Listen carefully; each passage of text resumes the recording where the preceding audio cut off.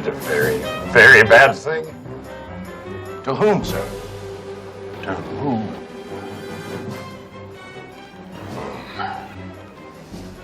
Yes, sir. Well, I don't know. My name is Paul Conroy. I'm an American citizen from Hastings, Michigan. I'm a civilian truck driver for Creston, Roland, and Thomas. And I've been taken hostage somewhere in Iraq.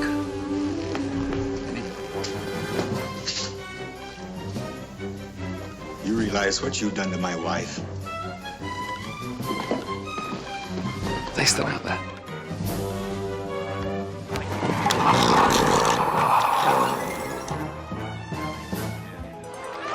Yeah.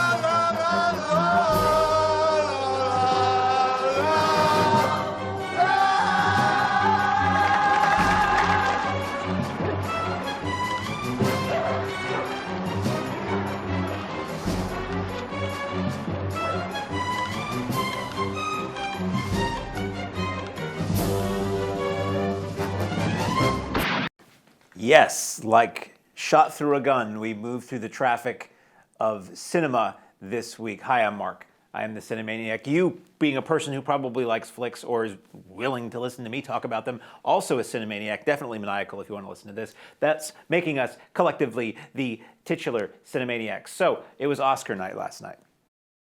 And yeah, some people don't like the Oscars, and some people complain about the Oscars. It's too long, it's too this, it's too that.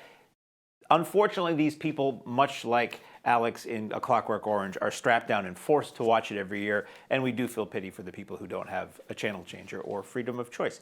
I watch the Oscars. I enjoy watching the Oscars. Do I care who wins? Not particularly. It's more of an armchair sport for me. I like to see how many I can guess based on all kinds of theories and rationale that never really bears out any good results. 11 out of 24. That's where my rationale and my theories get me.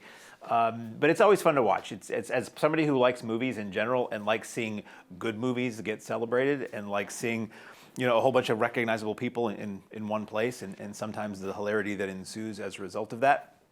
I enjoy it. I enjoy the spectacle. Whether something is nominated for an Oscar or wins an Oscar does not mean I do or don't want to see it that much more or less. For me, it's just a fun night of something that celebrates that thing which I enjoy most in life. So Parasite, if you haven't seen Parasite, it won just about everything last night. Again, great movie, deserving. When I'm watching the awards ceremony last night, I'm looking at all of the contenders for most awards, and it's like, throw a dart. Most of this stuff, I have very few qualms with what was nominated and what won. Everything was they're all talking about good movies, and ultimately the point of the Oscars, as far as the commercial aspect of it, is to get more people to pay attention to these movies and that are nominated and movies in general. A lot of people have criticism of the Oscars that it's this or it's that, and it's celebrities congratulating themselves, and it's a Hollywood celebrating and stuff. You know what the Oscars is a private industry function. It's like the Plumber of the Year award. You don't see the Plumber of the Year award on TV because nobody frankly wants to watch that unless they're a plumber. Everybody knows about movies, everybody knows about Hollywood and famous people, so the Oscars is something that used to be a dinner. It used to be a gathering of these people in Hollywood at some hotel in a ballroom, and they would have dinner and they would give out the awards. Eventually, TV came along and realized there's money to be made putting famous people on TV, so the Oscars get televised every year, and it's a big deal.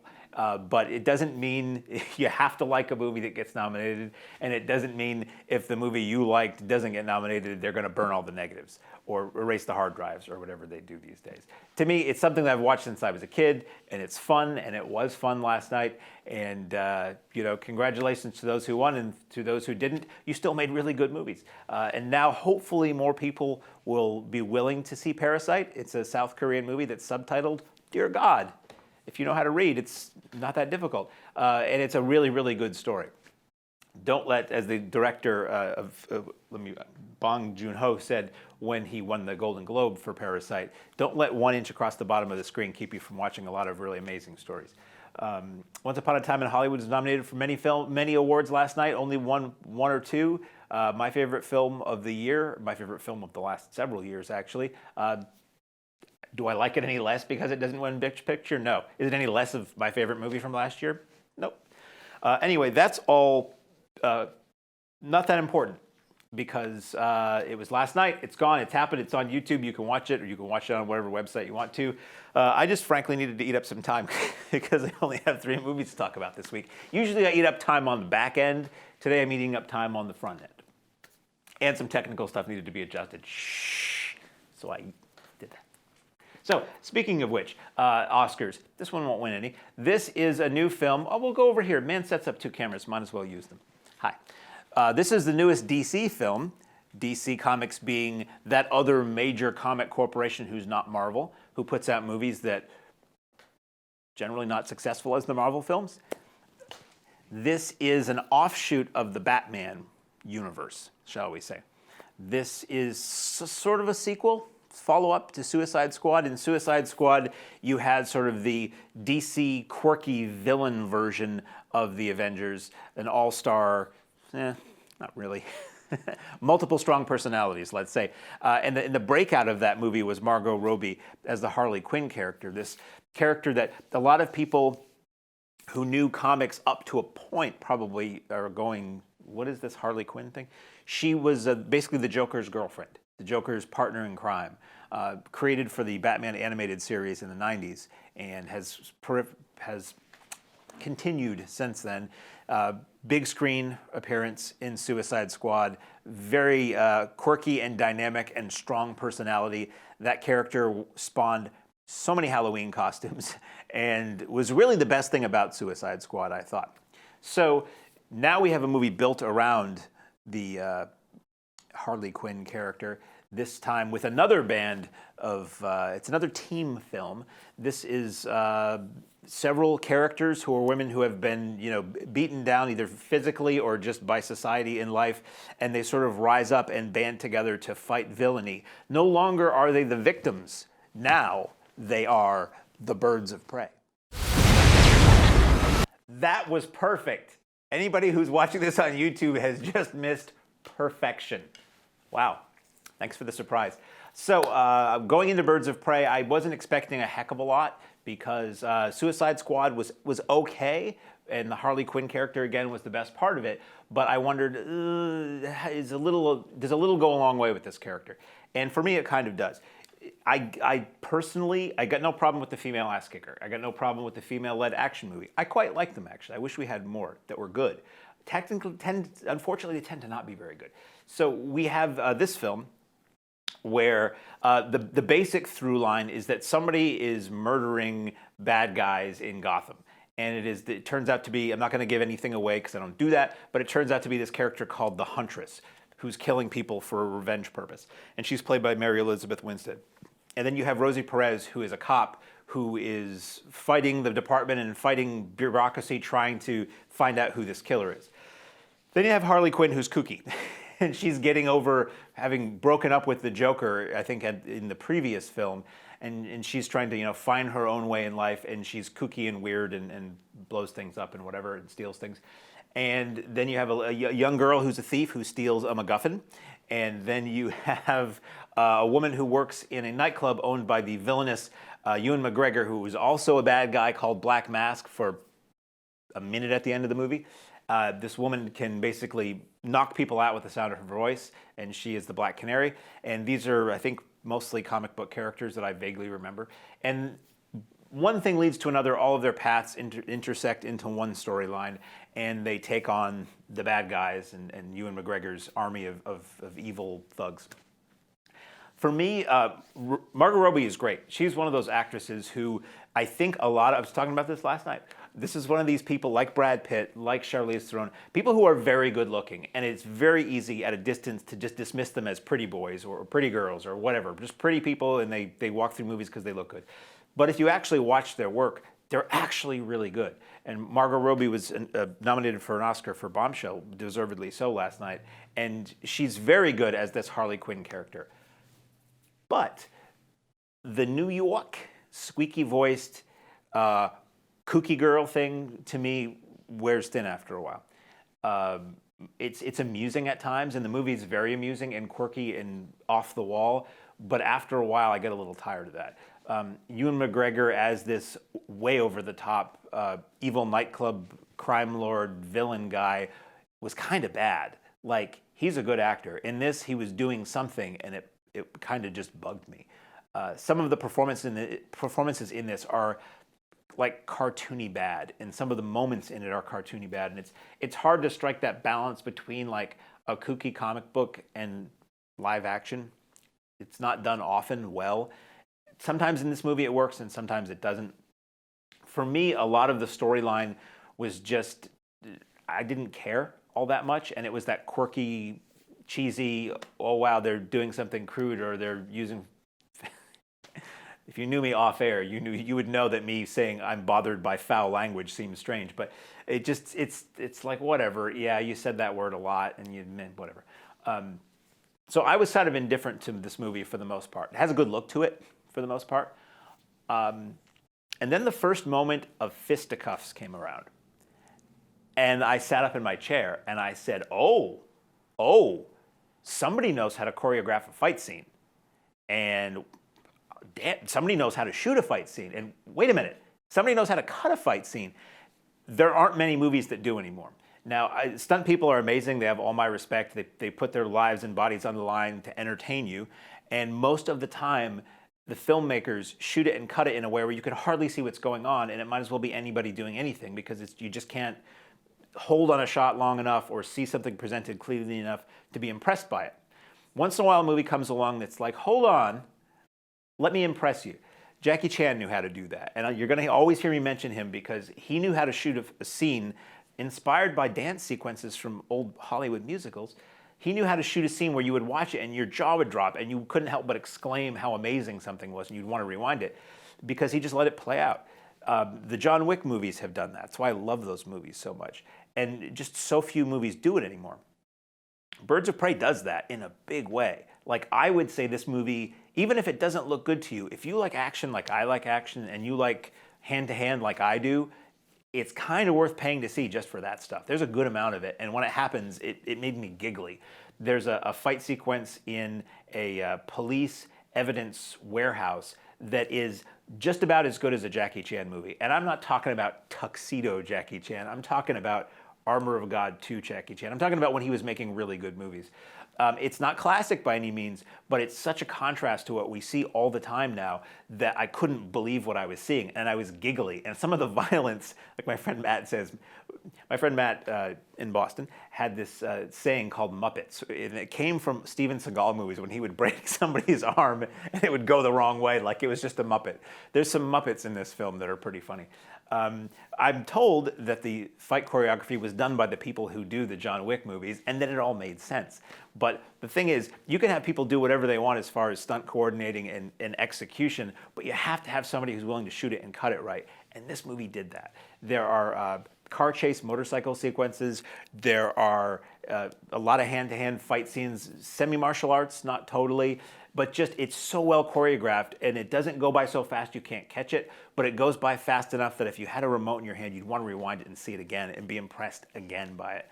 Now, I'm going to bet that Margot Robbie probably wasn't doing her own stunts and fights in this film, whatever they did to make it look like she was. If she did, I'm even more impressed with her than I already am. But if it was probably putting her face on another performer's body, which is done a lot now, but it's so well done. And, you know, I'm not going to go and see this again because I didn't care for the majority of the movie, but damn, those fights were so good that, my terminology, if I was going to the drive-in and this was a co-feature with something I hadn't seen yet, I would happily pay attention to those fight scenes again. Or when this is something that's on video and I can dial it up on streaming, I'm going to jump to those fight scenes and watch those again because it's so nice to see and it's so impressive, and it made me giggly, and it made me yelp uncontrollably out loud. And that's, not many action movies do that. So I will say, who is Birds of Prey for? If you like Suicide Squad and you like the Harley Quinn character, here's 108 minutes of that. If you are itching to see a female action movie, this has that. The cast overall is pretty good. Mary Elizabeth Winstead is a lot of fun as the black-clad crossbow-wielding assassin. Rosie Perez is just a tough, hard-as-nails cop on the trail of everybody. And I felt that the actress for Black Canary wasn't that great, but again, when she was called on to perform action, she was really good. or whoever her double was really good. So I always felt like, I remember talking to somebody once and mentioning how much I love Jackie Chan movies, and he said, I don't think he's a very good actor. And I'm like, I don't care if he's a good actor. Did you see him jump out of that helicopter and land on the train? That's what counts. So for action movies, if the action is good enough, I'll let a lot of other stuff slide. And for me, Birds of Prey was a great surprise in action. It is crude and pretty. If it's not R-rated, I would be surprised. So I really wouldn't say this is one for the kids, but I think teenagers will want to see it. I've read somebody saying it's sort of like a female Deadpool, and I get that vibe. I do feel like DC is trying to play catch up hard with Marvel. You know, Marvel came out. DC was where it was at theatrically. You had Batman and you had Superman, and DC was killing it for a while. And then they dropped the ball with some stupid Batman movies and a really bad Superman movie. And they kind of went dormant for a while. And Marvel rose to power, and DC has been trying to play catch up, and they just can't. I mean, you have the Christopher Nolan Batman movies, which a lot of people love. I really didn't like. And you had the new Superman movies, which I really didn't care for. And I think overall, the public just hasn't warmed to the DC stuff as much as they have Marvel. And this, again, you know, is kind of Suicide Squad and Birds of Prey are DC trying to ape the Deadpool mode and not quite getting it. But I think a lot of friends I know saw Birds of Prey, really liked it. A lot of people are really liking this movie. So if you're into a pretty crude comedy that's female-centric, one thing as a sidebar, and some will just think I'm a terrible person for saying this, but I love female-centric stories. I love I don't care if it's a male or female or whoever's directing something or writing it, but I think it's very hacky to have movies that lift women up by making every male character a dirtbag or evil or an idiot. And Birds of Prey does that, and that bugged me a little bit, because to me it's just lazy. Like seriously, every man in this entire world is worthless, and we raise women up by all the men taking a step backward. You can be equals. You can be equals or whatever. It doesn't have to be so one-sided. That was disappointing to me, but anyway, we're talking about a Harley Quinn movie here. So anyway, let me know what you think. movies@CheshireTV.org. It's an email address. Or if you're watching this on Facebook, leave a comment and tell me what you think about that. That's all I saw theatrically this weekend. We'll move on now to that which you can see on the home video platform, service, channel, device, format, implant of your choice. First up is, that movie. It's a movie that was nominated for several Academy Awards. True story, based on a true story. It's a relatively true story. It's a somewhat true story. There once was a car named Ferrari. There once was a car company named Ford. Together, they competed in the 24-hour at Le Mans race. This is 60s, I believe. I'm a little hazy on the details. So you have Matt Damon as a race car driver who is tasked by Ford to build a race car that will win the 24-hour of Le Mans race in France and will beat a Ferrari. And everybody is like, that's sort of impossible. And this team of race car drivers and engineers and designers try to get together and figure out how to build a race car with Ford parts and engineering that will beat a Ferrari in an auto race in Europe. The film is Ford versus Ferrari. I like car movies. Cannonball Run was far more formative on me as a person than anybody would want to believe. And Smokey and the Bandit's a hell of a good time. And I like 70s car movies. And this is a car movie. This is a movie about cars. It's about people who build cars, race cars, drive cars, and try to make cars better. So again, the basic story is Ford challenges or asks Matt Damon and his team to make a car that can beat a Ferrari in Le Mans. And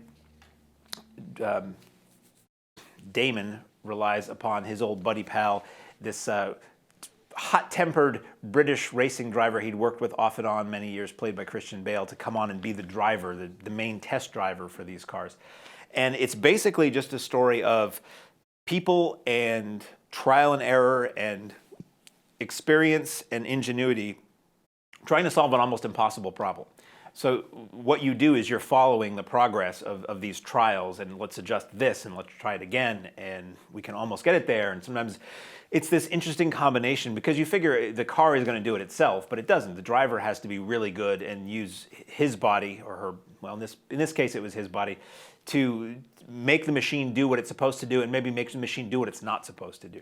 And if you like cars, it's a lot of fast cars, it's a lot of roaring engines, it's really well shot and well scored, and the music is good.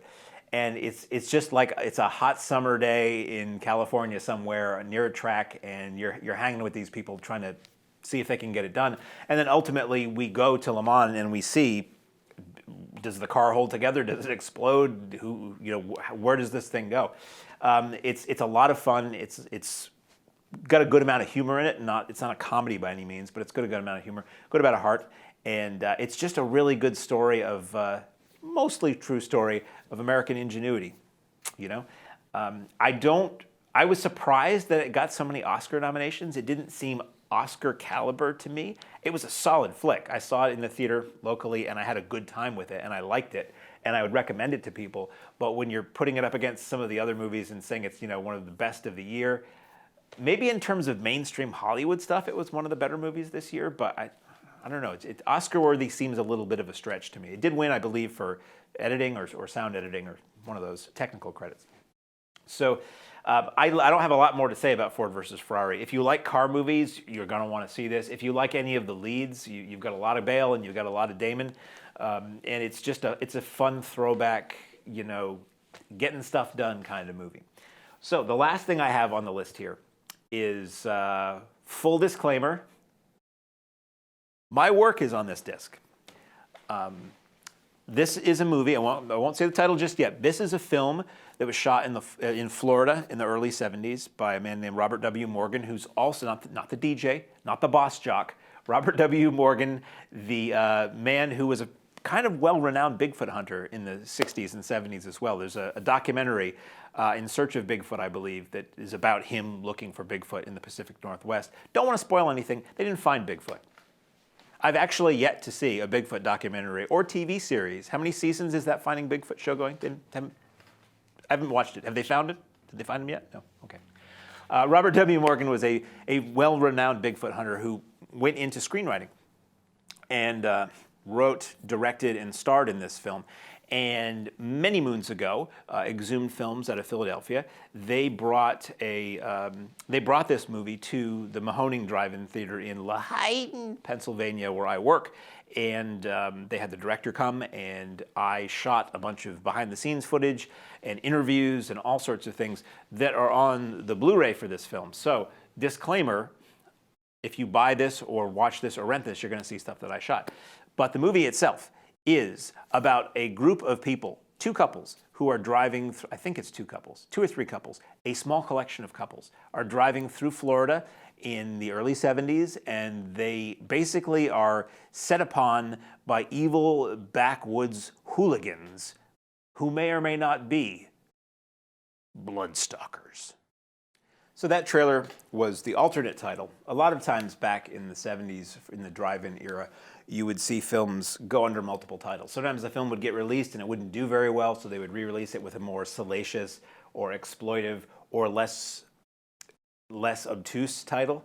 So this was originally titled The Night Daniel Died. Then it was re-released with the title Stalkers, which is a much more, what in the extras, Robert Morgan says they changed the title because The Night Daniel Died wouldn't fit on the marquee. Stalkers fit nicely. That's kind of consideration too.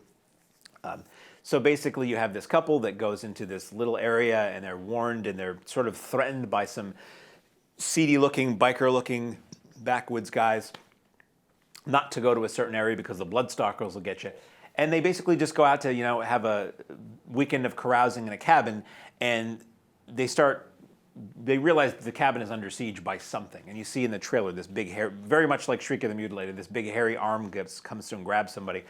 So it appears that they're being, attacked by Bigfoot or by skunk apes or something like that, a southern swamp creature sort of thing. So it becomes a survival tale of these people trying to fend off whatever it is that's trying to get them and live to see the next dawn, basically. So it's very much a 70s low-budget regional drive-in kind of movie. Personally, I don't really care for it all that much. I'd seen it once before on video. I used to have the old clamshell big box tape with a very salacious and gruesome cover image. And seeing it again, it's nice seeing it look good or look better. This is taken from a release print, I believe. This Blu-ray's put out by Garage House Pictures, by the way, run by a friend of mine, who they specialize in putting out films that have never seen a video release. Certainly have never seen a Blu-ray release, but for the most part, they're films that were considered lost or never had a proper video release. So they make their digital debut through Garage House, and you can get these. You can get these in stores. You can get these, good stores. You can get these in Diabolic or Diabolic, Diabolik DVD.com is probably the best place, the most direct source to get these movies. And I believe they're on Amazon as well. So you have a nice transfer. I mean, the movie still looks like a cheap 70s movie, but it looks pretty good considering it's vintage and how rare it is, and I'm sure how rare film elements for it is at this point. And then you have a lot of extras, not all of which I had a hand in. You have an audio commentary by Robert Morgan, and you have an introduction to the film. So when you hit play, the first thing you see is the director and one of the stars of the film standing in front of the Mahoning drive-in screen, welcoming you and telling you a little bit about the film. There is a behind-the-scenes featurette in terms of the screening that we had at the drive-in, so you can see the Mahoning drive-in and the patrons and the staff, and Robert Morgan sort of watching himself on screen 40 or more years earlier and talking about the film and interacting with fans and signing posters and things. And then there is about a 20-minute or so interview that we shot with Robert Morgan at a local restaurant where he talks about Bloodstalkers, but he also talks about his life and career. He talks about the Bigfoot aspect. He talks about dealings he had with the mafia and the CIA. He talks about some famous people he had known. It's really interesting. And this is one of those movies where, for me, I always knew what Bloodstalkers was because I had seen the tape. And for me, the Blu-ray presentation, I don't love the movie. The movie is a fun, trashy drive-in movie. So if you're getting together with friends and you like junky 70s drive-in movies with a little bit of an edge to them, Bloodstalkers will fit the bill. But for me, the more interesting thing, personally, is the extras. Not just because I shot them, but because it gives me context for where this thing came from and what it was like to get a movie made back in the early 70s, when it was much more of a Wild West in terms of being able to get a film financed and distributed. And back then, it fascinates me because now you have the big major distributors like you've had for a while, and you have some smaller ones like A24 and stuff like that. But back then, you had so many. And if you could convince the theater to run your little strange oddball movie, they would. And there are posters and there are trailers and there are press books and all this as evidence of these strange films that played all over the country. Now, my guess is that Bloodstalkers was probably predominantly a southern attraction. A lot of films were made regionally, and they played southern drive-ins, which were open year-round, so they needed a lot more product to fill the screens all the time. I'm not sure Bloodstalkers made its way this far north, but it may have. I don't know. It's just interesting to get some context from a person who was there and involved with it. So Bloodstalkers is out now from Garage House Pictures on Blu-ray. And it's interesting and fun. And I had something to do with it. So if you want to see what my camera work looks like, I'm usually in front of the camera. If you want to see what I do behind the camera, edited by somebody else with a deft hand, take a look. So that's all I have on my list. But I did remember that I did watch one more movie. I don't have a clip for it. We don't have a graphic for it or anything. But this is a movie that was cmovies@CheshireTV.org. We still have an email address. You can send me questions. I say we to make it sound like it's more than me and Rick in the booth who make this show. But if you want to send any questions about anything, if you remember a movie but you don't remember the title, or what was the one with that guy who did that thing, I like a challenge. Or if you have any comments about this or questions or something you'd like us to talk about on the show, movies@CheshireTV.org. There it is. And you can do it on Facebook too, which you may be watching it this way right now. So anyway, as I was saying, pre-Oscars, I watched a film, this was last week, that's currently on Netflix. So this is the video category. A documentary from last year entitled American Factory. This is the movie that wound up winning for Best Documentary Feature last night. And it was really good. It was very interesting. It's the story of this town, and I keep forgetting, I believe it's Ohio. This Chinese auto glass manufacturer. They make windshields and such.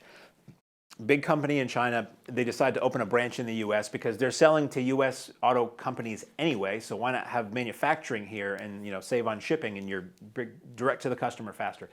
So all these people who formerly worked in auto industry jobs, and we know how the auto industry has gone in this country, are looking for factory work, so they now have it again. They're working for a Chinese company that is making auto glass for American auto companies.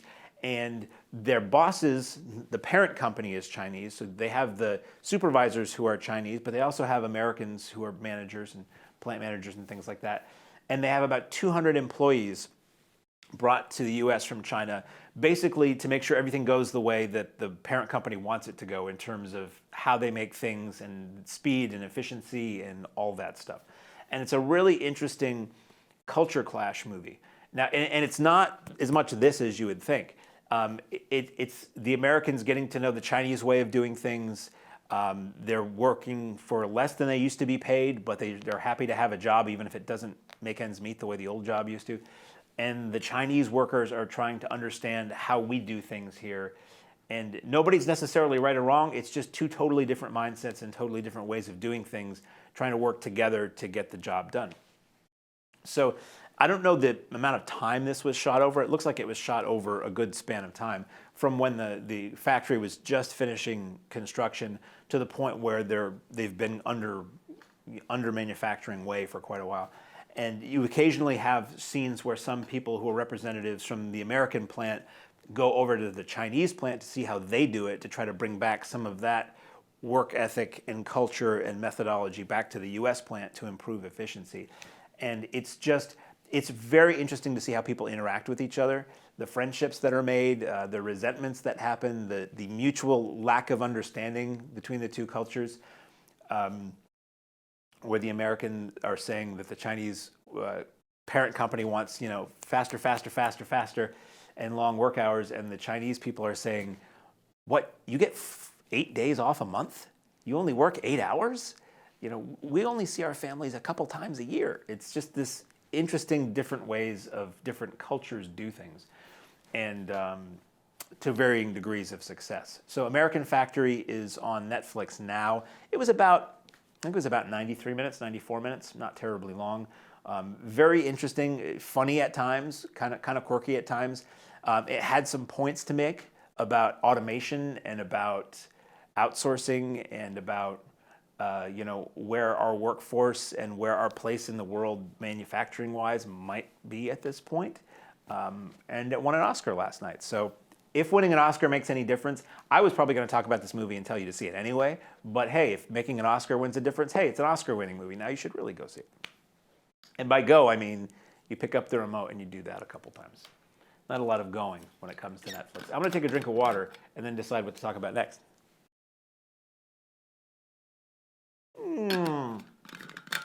Filtered water. So that's all I have on my list. No show next week because it's President's Day and this building is closed and I'll be far away. The Sonic the Hedgehog comes out. Not particularly looking forward to it. This new Emma, another film based on the Jane Austen story that's been filmed a few times before. Bloodshot, no idea what that is.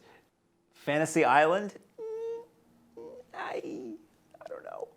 I liked Fantasy Island as a kid. I always thought Fantasy Island had a little bit of a sinister undertone to it as a kid. There were episodes that were a little scary.